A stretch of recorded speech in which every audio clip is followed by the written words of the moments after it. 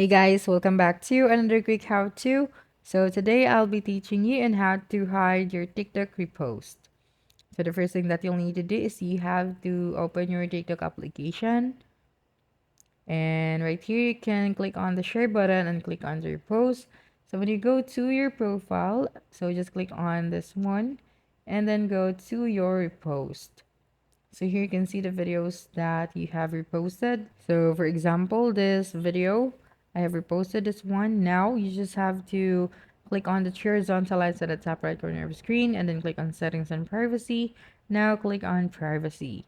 So when you scroll down, you can see bunch of options right here. So if you are in a country where the repost button is available, you'd be able to see it here. So you just have to click on it. But since it is not available in my country as of the moment, so right now let's just go to our settings and then click on report a problem and scroll down all the way to the bottom and then click on submit a report. That's right. And then here you just have to explain your problem. So for me, I can find my repost button in my settings. Please help me solve the issue. So after that, just click on the submit and you just have to wait for their feedback.